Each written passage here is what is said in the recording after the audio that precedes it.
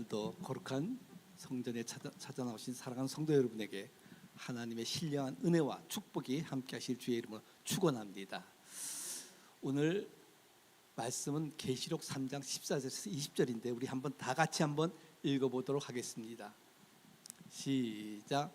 라오디아 교회의 사자에게 편지하기를 아멘이시오, 충성되고 참된 증인이시오, 하나님의 창조의 근본이시니가 가라사대 내가 내 행위를 아노니 내가 차지도 아니하고 더웁지도 아니하도다.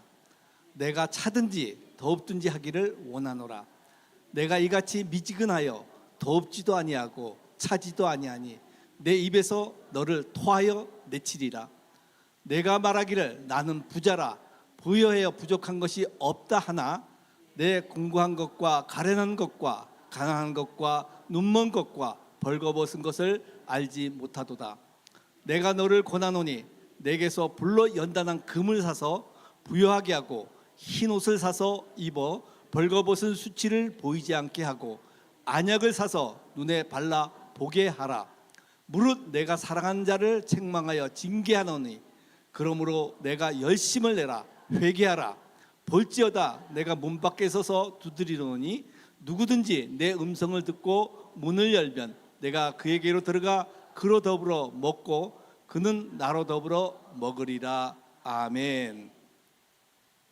여러분, 오늘 이 말씀을 라오디아 교회가 아니라 여호와 하나님께서 만일 오늘 이 자리에 우리 교회의 말씀에 따르면 얼마나 좀 불편하겠습니까? 이 말씀이 오늘날 나에게 들려준 말이라 그러면 어떤 생각을 갖게 되겠습니까? 오늘 설교 전에 잠깐 한 1분 정도 되는 뉴스를 하나 보겠습니다. 한번 뉴스를 한번 들어주세요. 지난 6월 27일 새벽 부산 해운대구의 한 아파트 관리사무소에서 화재 감지기가 작동하는 것을 확인합니다. 위치 확인을 위해 화재 경보기를 켰고 오작동했음을 확인합니다. 이후 관리사무소 측은 다시 아파트 전체 동의 화재 경보기를 꺼버립니다. 그런데 3분 뒤 실제 아파트 다른 동 13층에서 불이 났습니다. 화재 경보기가 꺼진 상태라 경보음은 울리지 않았습니다. 잠자던 일가족 3명은 미처 대피하지 못해 숨졌습니다. 경찰은 당시 아파트 방재 담당자 등 관계자 4명을 업무상 과실치사 혐의로 검찰에 송치할 예정입니다. 또 관리사무소를 위탁 운영하는 법인과 방재 담당자 등 2명도 검찰에 넘길 예정입니다. 오작동 확인 이후에 곧바로 경보기를 다시 작동하지 않은 점 등 관리사무소 측에 과실이 있다는 게 경찰의 판단입니다. 또 지난 5월부터 업무를 맡은 이 아파트 관리사무소 측이 점심과 야간 시간 등 일주일에 3-4번가량 경보기를 꺼놓은 사실도 확인됐습니다. 유족 측은 이웃의 신고를 받고 출동한 소방당국도 신고 지점이 아닌 다른 곳에서 시간을 허비했다며 함께 고소했지만 경찰은 당시 자욱한 연기로 화재 지점을 특정하기 어려웠다는 소방본부의 해명을 받아들여 불송치 결정을 내렸습니다. KBS 뉴스 김영록입니다. 네. 여기에 보게 되면은 2022년도 4년 전입니다. 부산의 한 아파트에서 새벽 3시에 화재 경보기가 울렸습니다. 경비원이 가서 확인을 해보니까 오작동한 거예요. 짜증이 났습니다. 아이 누가 이런 것을 만들어가지고 사람에게 속상하게 만들어. 내려와가지고 화재 경보기 메인 스위치를 내려버렸습니다. 근데 3분 뒤에 어떻게 됐다 그랬죠? 13층에서 불이 났다 그랬어요. 화재가 났습니다. 사람이 죽었어요. 이때 이 사건을 통해서 경비원과 그 주민들은 이 화재 경보기 소리가 우리를 귀찮게 하는 것이 아니라 나를 살리려고 내는 소리였구나 하는 것을 깨달았습니다. 마찬가지로 우리가 이 사건을 보면서 주님께서 우리 삶 속에 찾아오셔가지고 때로는 우리를 불편하게 일깨울 때가 있습니다. 그 일깨울 때가 있다는 거예요. 그 일깨우는 것이 말씀을 통해 가지고 사람을 에게서 또한 환경에 통해서 또한 나의 실패를 통해서 고난을 통해서 나를 일깨워 주시는 것입니다. 이것은 나를 정죄하려는 것이 아니고 나를 살리려는 그렇게 일깨우는 소리인 것을 우리가 깨달아야 되는 것입니다. 이를 통해서 우리가 깨달아야 하는 것은 한번 PPT를 보여주십시오. 다 보였네. 여기 화재 경보는 주님의 책망으로 들려야 한다는 것입니다. 또한 시끄럽고 불편한 것이 회개를 촉구하는 것으로 들려야 된다는 것입니다. 경보의 목적은 우리를 정죄하는 것이 아니라 우리를 구원하기 위한 소리인 것입니다. 이것을 보고, 이 한 사건을 보고, 아, 우리 주님도 나를 일깨우고 계시는구나. 나를 괴롭히는 소리가 아니라 나를 살리는 소리로구나 하는 것을 우리가 깨달아야 된다는 것입니다. 주님은 오늘도 우리를 괴롭히기 위하여 일깨우는 것이 아닙니다.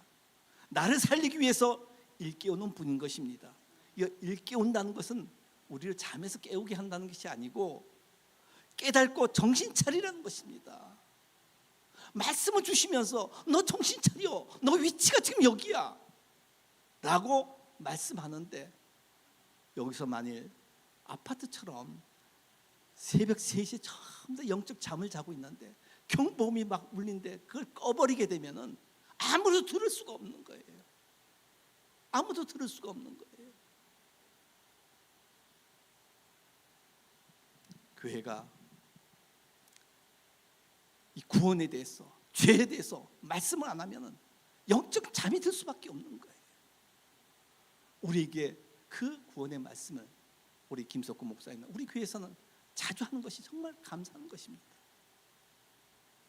오늘 이 라오디아 교회에 대해서 주님이 하신 말씀을 통해서 몇 가지 나에 대해서 한번 생각해 봅시다. 우리 각자에 대해서 한번 생각해 봅시다. 첫 번째로 내가 아는 나를 한번 생각해 봅시다. 내가 아는 나는 어떤 존재인가? 이 성경에서 한번 세 가지를 내가 관점을 봤습니다. 나는 아무것도 괜찮다는 거예요. 부족한 게 없다는 거예요. 문제가 없다는 것입니다. 그런 사람이 있는가 하면 나는 너무 괴롭다는 사람이 있습니다. 두 번째는 너무 괴롭다는 거예요. 세 번째는 뭐가 뭔지 모르겠다는 거예요. 뭐가 뭔지 모르겠다는 거예요. 그 중에 첫 번째로 나는 문제가 없던 사람이 있습니다. 그건 누구냐 하면 바로 베드로입니다. 누가복음 22장 31절에서 32절에 보게 되면은 시몬아 시몬아 보라, 사단이 밀가루를 타려고 너희를 청구하였으나 그러나 내가 너를 위하여 내 믿음이 떨어지지 않기를 기도하였노니 너는 돌이킨 후에 내 형제를 굳게 하라. 주님이 바로 베드로에게 얘기했습니다. 이 말씀은 베드로가 예수님이 십자가를 지기 전에 베드로의 믿음이 약해질 것을 알았기 때문에 그렇게 얘기한 것입니다. 사단이 베드로를 시험할 것이니 돌이킨 후에 약해진 형제를 굳게 하라고 하신 것입니다. 자, 주님을 배신한 자가 누가 있죠? 가룟 유다가 있잖아요. 베드로도 있어요. 근데 가룟 유다한테는 사단에 대한 얘기를 안 했습니다. 근데 베드로에게는 사단이 너를 밀가루같이 까분다는 거예요. 그러나 내가 너를 위해서 기도한다는 거예요. 사랑하는 말씀으로 그렇게 해준 것입니다. 여러분, 우리는 수시로 사단한테 밀가루같이 까불 때가 있습니다. 우리를 어떻게든지 실족하려고 합니다. 그럴 때 주님이 우리를 위해서 기도해 주고 계심을 믿으시기 바랍니다. 그 주님이 이 당시엔 베드로가 주님이 되셔가지고 주님이 기도해 주셨지만 지금은 성령님이 우리에게 기도하는 거예요. 탄식함으로 기도하는 거예요. 너 그러지 말라. 너 이렇게 해라. 성삼위지 하나님과 주님과 성령님은 삼위일체지만은 하는 역할이 다 틀린 거예요. 우리한테 수시로 성령께서 주님께 인도하고 하나님께 인도하시고 말씀 가운데 인도하시고 하는 것이 성령님이에요. 우리를 위해서 기도해주고 계시는 것입니다. 그런데 베드로의 대답이 뭡니까? 주여, 내가 주와 함께 옥에도 가고 감옥에도 가고 죽는 데까지 내가 갈 테니까 걱정하지 말라는 게, 나는 괜찮다는 게요. 전혀 주님을 따르는데 전혀 문제가 없다는 것입니다. 근데 베드로가 주님이 부르실 때가 언제였습니까? 바로 자기가 갈릴리 호수에서 고기를 잡다가 밤새도록 잡지 못했어요. 그물을 씻고 있는데, 배 2개가 있는데 마침 주님께서 베드로 배에 올라오셔가지고 야 조금 뛰어라 하고 많은 사람들한테 말씀을 가르쳤습니다. 가르친 후에 베드로에게 얘기합니다.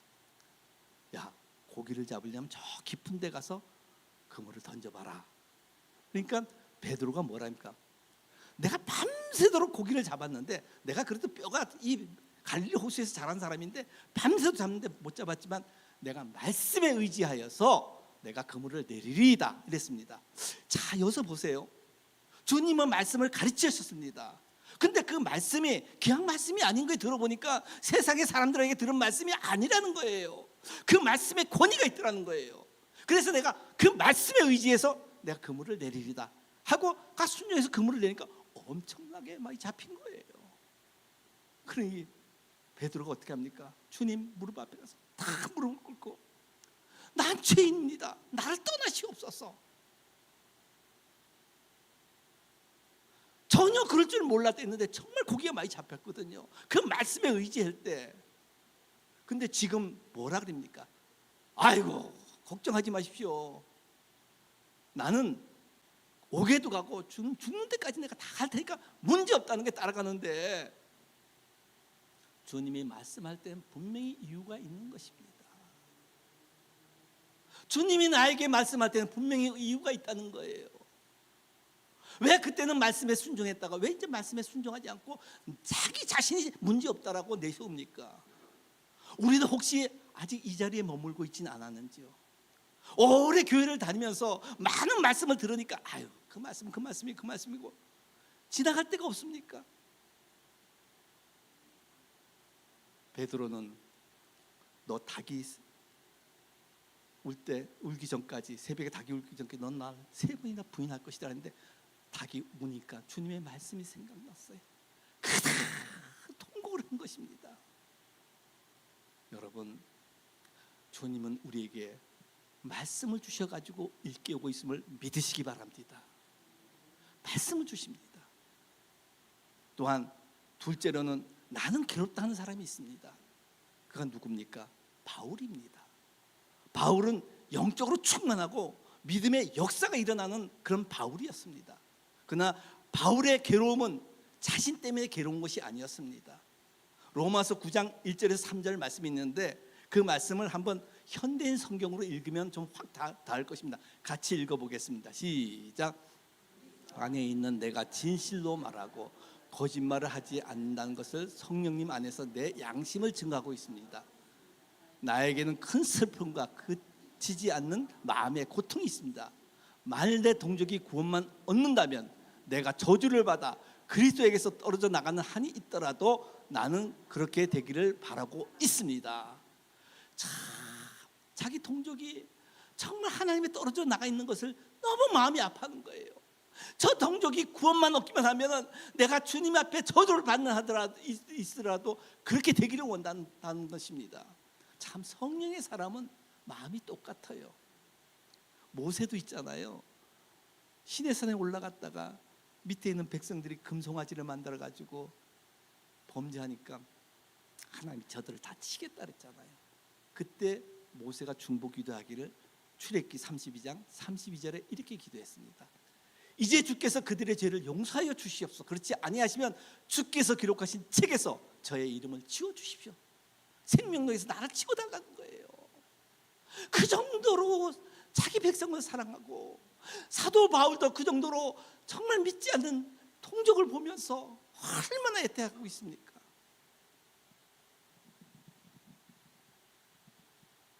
바울의 괴로움은 자신을 위한 것이 아니라 바로 다른 사람을 위한 것입니다. 예수 믿지 않는 다른 사람들을 바라볼 때 괴로울 수밖에 없고, 그는 근심이 바로 영적인 것이었습니다. 바울은 고린도 교회를 바로 18개월 동안 개척한 교회였습니다. 그 개척한 교회가 에베소에 있을 때 가만히 들어보니까 그들이 신앙생활하는 게 엉망이에요. 막 교회가 막 분파가 되고 성적 타락이 있고 우상 예물도 막 먹고 완전히 이건 예배도 완전히 예배 같지 않은 이상한 예배를 드리고 이상하다는 거예요. 그래서 고린도 전서를 썼어요. 그래가지고 보내줬습니다. 그리고 그곳을 또한 방문까지 했습니다. 방문했는데 그곳에서 퇴적자들로 인해서 그것에서 정말 하나님의 뜻을 제대로 전하지 못하고 모욕당하고 다시 돌아올 수밖에 없었습니다. 그러나 고린도 교회가 막 정말 저렇게 하면 안 되는데 하고 정말 눈물로서 편지를 쓴 게 고린도 후서인 것입니다. 고린도 후서를 써가지고 바로 디도를 통해서 편지를 보냈습니다. 디도는 바울은 은혜 받고 보니 고린도 교회를 향한 많이 괴로웠습니다. 바울은 디도를 편에 보낸 편지를 보내고 나서 아유 내가 또 자들을 또 괴롭힌 거 아니냐, 이 편지를 너무 마음이 아프게 쓴 거 아닌가 후회를 했습니다. 괜히 써보냈다라는 후회까지 했다라고 기록되어 있습니다. 그런데 얼마 후에 마게도냐에 있는데 고린도 교회가 회개했다는 얘기를 디도를 통해서 들었습니다. 그것이 고린도 후서 7장에 있습니다. 바울이 그것을 듣고 나서 얼마나 기쁜지 너무 기뻐서 다시 편지했는데 고린도 후서 7장 9절에서 10절에 이렇게 쓴 것입니다. 내가 지금 기뻐함은 너희로 근심하게 한 까닭이 아니요 도리어 너희가 근심함으로 회개함에 이른 까닭이라. 너희가 하나님의 뜻대로 근심하게 된 것은 우리에게 아무 해도 받지 않게 하려 함이라. 하나님의 뜻대로 하는 근심은 후회할 것이 없는 구원에 이르게 하는 회개를 이루는 것이요 세상 근심은 사망을 이루는 것이라고 얘기했던 것입니다. 바울은 영혼을 사랑하는 마음으로 편지를 썼지만 처음에는 근심했어요. 그런데 그가 회개했다는 얘기를 들었고 또한 후회했다는데 그것이 나중에 기쁨으로 온 것입니다. 바울이 쓴 편지 자체에 능력이 있었던 것이 아닙니다.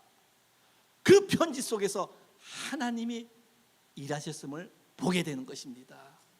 마찬가지로 우리가 영혼을 사랑하는 마음으로 저 가족한테, 저 친척한테, 저 사람한테, 저 내 직장 동료한테 이 말을 하면 저가 나를 어떻게 생각할까 자꾸 두려워 의기소침하는 것입니다.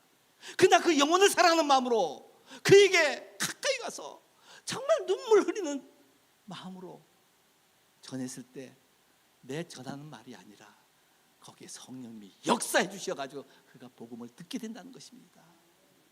또한 믿음이 떨어져 갔던 자들이 믿음을 얻게 된다는 것입니다. 이것이 얼마나 귀한 것입니까? 세 번째로 나는 모르겠다는 사람이 있습니다.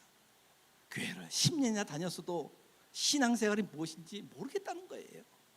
부흥직회도 보고 많은 이적과 기적을 체험한 사람들도 간증도 들어보고 보기도 하고 그렇게 했는데 모르겠다는 거예요. 바로 가룟 유다가 그런 사람이었습니다. 유다는 예수님을 3년간 쫓아다녔습니다.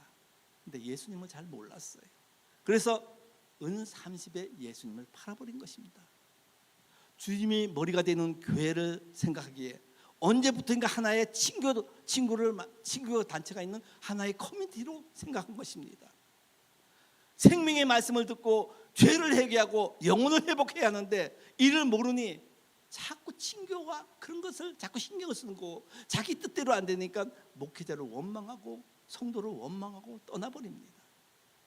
라오디아 교회가 바로 그런 교회입니다. 계시록 3장 17절에 한번 보니까 내가 말하기를 나는 부자라, 나는 부여에 부족한 것이 없다 하나 그랬습니다. 자긴 부족한 게 없다는 거예요. 자긴 부유하다고 생각한 것입니다. 이와 같은 태도를 가진 성도들이 교회 안에도 있다는 것입니다. 전에는 은혜를 받기 위해서 새벽 기도고 금요 기도고 부흥회고 어디든지 다 쫓아다녔는데 이제는 먹고 살만하니까 관계없다는 거예요. 이런 것들 필요 없다는 거예요. 교회에서 어떤 말씀을 하든 그것이 나한테 들려지지 않는다는 것입니다. 이것이 문제예요. 나의 부족한 것을 모르고 나의 부족한 걸 모르니까 나와 상관없다는 것입니다. 이렇게 내가 아는 나를 바라볼 수 없을 때 나를 바라볼 수가 있어야 되는데 그래서 주님이 나를 일깨워 주고 계심을 믿으시기 바랍니다. 그러면 내가 아는 나에 대해서 세 가지 관점으로 봤는데 그러면 주님이 아시는 나는 어떤 존재인가? 바로 계시록 3장 17절에 그 후절에 한번 나와 있습니다. 내 공부한 것과 가련한 것과 가난한 것과 눈먼 것과 벌거벗은 것을 알지 못하도다 그랬습니다. 과거에는 적게 주는 주급을 받아가면서 미국에 와서 정말 주급 받아가면서 그로소리 가서도 가장 싼 식빵을 골라가지고 가져와가지고 거기다가 싼 버터잼을 발라가지고 도시락을 싸가지고 먹으면서도 감사하고 즐거웠어요. 근데 언젠가부터는 하나님이 축복을 주셔가지고 잘 돼가니까 부족한 게 없다는 거예요. 그래서 주님께서 말씀하기를 지금이 더 가련하고 가난하고 문제가 많다라고 말씀하고 있습니다. 이것이 주님이 하시는 바로 나인 것입니다. 주님이 하시는 나를 또 한번 보겠습니다. 계시록 3장 15절을 한번 보겠습니다. 내가 내 행위를 하노니 내가 차지도 아니하고 덥지도 아니하니 내가 차든지 덥든지 하기를 원하노라 그랬습니다. 주께서 내 행위를 안다 그랬습니다. 차지도 않고 덥지도 않다는 거예요. 전에는 정말 뜨겁게 주님을 사모하며 말씀을 보면서 눈물을 흘리고 기도할 때가 있었대는데 지금은 그게 없어졌다는 거예요. 전혀 영적인 것이 다 생각을 안 하는 거예요. 주님의 재림에 대해서 생각하고 내 죄에 대해서 생각하고 오늘을 반성하기도 하고 그랬는데 지금은 오늘도 내일도 어제도 똑같다는 거예요. 그저 그게 그거고 차지도 않고 뜨겁지도 않고 그런 존재를 바로 주님이 지적하고 있는 것입니다. 오늘날에도 정말 주님의 언제 재림하는지 나와 아무 상관없다는 것입니다. 교회에 대해서도 무관심합니다. 그냥 교회 와서 예배드리고 그냥 갑니다. 오늘 출석 안 해도 돼? 오늘 안 가도 돼? 은혜 받는 일에 전혀 무관심한 거예요. 심지어는 자기 영혼에 대해서도 무관심하다는 것입니다. 아유, 말씀 듣는다고 해서 내가 그 영혼 문제가 해결되나? 전혀 관심이 없어요. 그뿐만 아니라 교회 안에서도 서로 관심을 가지고 교회 일을 참여해야 되는데 참여를 안 한 자들이 있다는 것입니다. 우리 교회는 많이들 참여들 하고 있습니다. 어떻게든지 서로가 성도가 하나가 되려고. 또한 가정에서도 대화가 필요한 것이에요. 영적인 대화가 필요하고 그런데 가정에서 영적 대화가 단절된 가정들이 많이 있더라는 것입니다. 부부 간에 부모와 자녀 간에 고부 간에 전혀 대화가 이루어지지 않고 있는 거예요. 영적 소통이 이루어질 때 그 가정을 하나님이 축복하는 것을 믿으시기 바랍니다. 영적 소통이 있어야 돼요. 세상이 점점 주 안에서 생활하는 것을 너무 방해하고 있습니다. 우리는 은혜 받는 일에 더 관심을 갖고 협력한 일에 더 열심을 갖기를 주의 이름으로 축복합니다. 내가 다른 곳에 관심을 가지고 있으면 너는 나를 아시는 주님께서 너는 지금 어디에다 관심을 갖고 있는가? 라고 물을 때 우리는 뭐라고 얘기할 수가 있을까요? 그러면 내가 아는 주님은 어떤 자일까요? 여러분이 알고 있는 주님은 어떤 분이십니까? 계시록 3장 18절 한번 같이 볼까요? 내가 너를 고나니 내게서 불로 연단한 금을 사서 부유하게 하고 흰옷을 사서 입어 벌거벗은 수치를 보이지 않게 하고 안약을 사서 눈을 발라 보게 하라 그랬습니다. 내가 아는 예수는 눈먼 내 눈을 뜨게 한 것을 믿으시기 바랍니다. 눈먼 내 눈을 뜨게 한 거예요. 내가 아는 예수는 공부하고 처참한 나를 싸매 주신 분인 것을 아시길 바라겠습니다. 이러한 내가 아는 예수를 저는 전에는 몰랐습니다. 저는 고등학교 다닐 때까지 포교당을 다니고 어머니는 무당을 데려다가 집에서 굿하는 것도 봤고 이런 자였습니다. 그런데 군대에 가서 교회를 처음 나갔습니다. 그리고 제대를 하고 나서 복학을 했는데 삶에 있어서 뭔가 허무한 거예요. 정말 내가 무엇을 위해 살고 어디를 향해서 가는지 모르고 있을 때 그때 군대에서 들은 말씀 한마디, 마태복음 11장 28절에 수고하고 무거운 짐진 자들아 다 내게로 오라 내가 너희를 쉬게 하리라 그랬습니다. 하루는 기숙사에서 후배가 교회 가는 걸 보고 야 너 어디 가냐? 교회 가냐? 나하고 같이 가자. 그때부터 교회를 다니기 시작했습니다. 그리고 나서 성령을 받고 나니까 하나님의 성령을 받으니까 하나님이 나를 얼마나 사랑한 것인지 알게 되더라는 거예요. 저는 중학교 1학년 때 죽었어야 할 사람인 것입니다.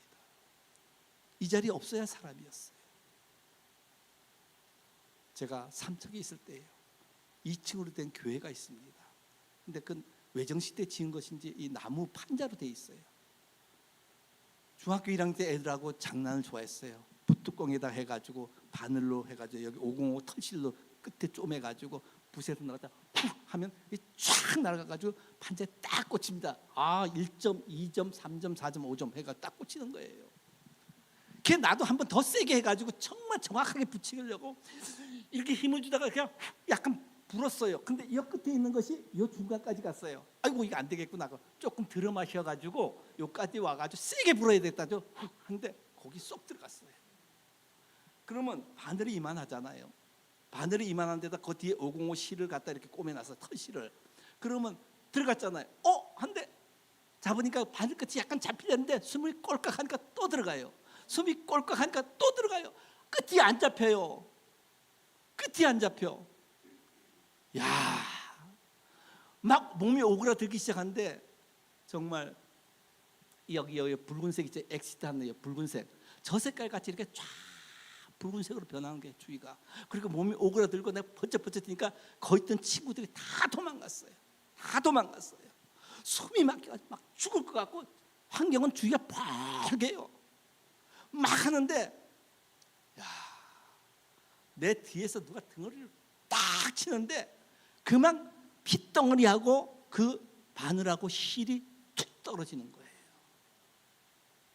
여러분 목공이 이렇게 들어가 있잖아요. 그럼 꼴깍꼴깍 하면 이 털실이 들어가잖아요. 그러면 이 꼬그라졌기 때문에 이 기만한 바늘이 삐지면 나올 수가 없는 거예요. 그런데 이 어린아이들 보게 되면 어린아이들의 어른 손을 갖다 대면 손이 이만하잖아요. 그와 같이 내 고등학교 때는 등짝을 큰 손이 와서 딱 쳤는데 그게 툭 튀어나온 거예요. 그래서 내가 이렇게 주위를 돌아봤어요. 아무도 없어요. 누가 쳤는지 몰랐어요. 내가 성령 받고 나가지고 하나님이 그때 나를 보셨구나. 하나님이 그때 나를 보셨구나. 하나님이 쳐주셨구나. 천사를 보내가지고 쳐주셨구나.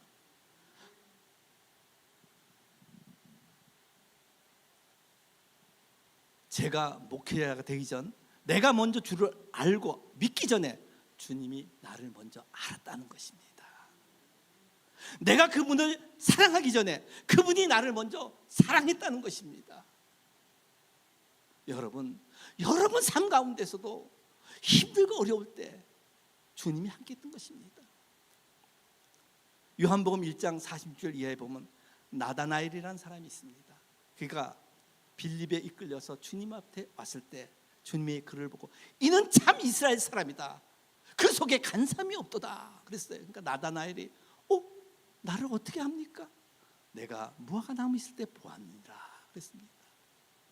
여러분 우리의 삶 가운데서도 내가 정말 생명이 위독할 때, 내가 정말 부도 가운데 힘들어할 때, 내가 자녀 때문에 울고 막 눈물 흘릴 때, 어떤 괴로움 때문에 울고 있을 때 주님은 나를 보고 계심을 믿으시기 바랍니다. 나를 보고 계시는 거예요.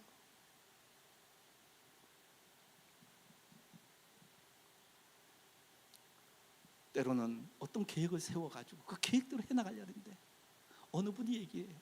도시락 싸가지고 다니듯이 나를 말린다 그러는데 저도 마찬가지예요. 뭔가 정말 대한민국의 최고의 권력이 바로 이인자 쪽에 있는 사람 통해 가지고 뭘 하려고 해도 이건 돼야 되는 것인데 안 되는 거예요. 왜 안 될까? 그때도 하나님이 함께하고 계셨습니다. 하나님이 나를 향한 계획이 있다는 것입니다. 여러분 어떤 일을 당하더라도 주님이 나와 함께 있음을 믿으시기 바랍니다. 분명히 하나님께서는 더 좋은 길로 인도하기 위해서 때로는 연단도 시켜주시고, 또한 하나님의 뜻을 따라서 가다 보면 정말 하나님께 영광 돌리는 일들이 여러분 상관돼 있음을 믿으시기 바랍니다. 주님은 어떤 분이십니까? 베드로전서 1장 7절 한번 봅시다. 너희 믿음의 시련이 불로 연단하여도 없어질 금보다 더 귀하여 예수 그리스도에 나타나실 때 칭찬과 영광과 존귀를 얻게 하려 함이라 그랬습니다. 우리를 연단한 다음에 하나님께서 영광 받기를 원하고 칭찬 받기를 원한다는 것입니다. 가난한 자를 택해서 믿음의 부유한 자가 되게 하신다라고 얘기했습니다. 나는 허물이 많은 자였지만은 근데 주님이 나를 싸매줬다는 거예요.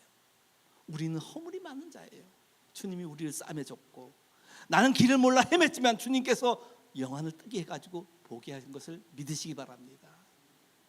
나는 가난한 사람이고 벌거숭이였지만은 주님께서 부유하게 해주었음을 믿으시기 바랍니다. 그래서 사랑하는 성도 여러분, 주님이 나를 일깨워 주실 때 바로 나를 바라보는 성도가 되길 바라겠습니다. 그것은 말씀을 통해서밖에 없습니다. 세상에 아무리 위로가 있다 해도 말씀을 통해서 나에게 주시는 그 말씀이 정확하게 나를 일깨우는 말씀인 것을 깨닫길 바라겠습니다. 계시록 3장 1절에서 3절 한번 보겠습니다. 같이 읽어보겠습니다. 시작. 사대 교회의 사자에게 편지하기를 하나님의 7 영과 7 별을 가진 이가 가라사대 내가 내 행위를 아노니 내가 살았다 하는 이름을 가졌으나 죽은 자로다. 너는 일깨워 그 남은 바 죽게 된 것을 굳게 하라. 내 하나님 앞에 내 행위에 온전한 것을 찾지 못하였나니 그러므로 내가 어떻게 받았는지 어떻게 들었는지 생각하고 지키어 회개하라. 만일 일깨지 아니하면 내가 도둑같이 이르리니 어느 시에 내게 임할는지 내가 알지 못하리라. 만일 일깨어 있지 아니하면 주님이 재림시에 심판이 있을 것을 분명히 주님은 말씀하고 있습니다. 우리가 영원히 살 것 같죠? 아니에요. 내가 미국에 와서 주위에 돌아가신 분들도 많이 있습니다. 순서가 없습니다. 하나님이 일깨울 때 일깨워지길 주의 이름으로 축복합니다. 마태복음 7장 21절에서 22절에 보니까 나더러 주여 주여 한 자마다 천국에 다 들어갈 것이 아니라 다만 하늘에 계신 내 아버지의 뜻대로 행하는 자가 들어가리라 했습니다. 그날에 많은 사람들이 나에게 이르러가지고 주여 주여 우리가 주의 이름으로 선지자 노릇하고 주의 이름으로 귀신을 쫓아내고 주의 이름으로 권능을 많이 행하지 않았습니까? 라고 얘기할 때 그때 내가 너희에게 말하기를 내가 너희를 도무지 알지 못하니 불법을 행하는 자들아 내게서 다 떠나가거라 라고 얘기할 때 나는 그 자리에 어떻게 서 있겠습니까? 주님은 지금도 나를 위해서 문 밖에 서서 두드리고 있습니다. 한번 영상을 볼까요? 예, 문 밖에서 저렇게 두드리고 있는데 바로 뭐라 그러냐면 나는 내가 문을 두드리니 나는 그에게로 들어가서 그와 함께 먹고 그는 나와 함께 먹을 것이라 그랬습니다. 근데 문을 자세히 보세요. 문고리가 밖에 없습니다. 우리 집에는 문고리가 밖에 있잖아요. 문고리가 밖에 없어요. 문고리가 안에 있습니다. 내가 두드릴 때 안에서 열어줘야 되는 것입니다. 주님이 말씀하실 때 내가 마음문을 열고 눈물을 흘리며 그분을 영접할 때 그분은 들어와가지고 나와 더불어 함께 먹고 나와 더불어 함께 있겠다는 것입니다. 이러한 은혜가 우리 삶 가운데 은혜의 축복이 넘치길 주의 이름으로 축복합니다. 이 시간에 나 위하여 십자가에 그 찬양을 하신 다음에 뜨겁게 통성으로 기도하고 축도로 마치겠습니다. 나 위하여 십자가에 계속 전주고 올려주세요.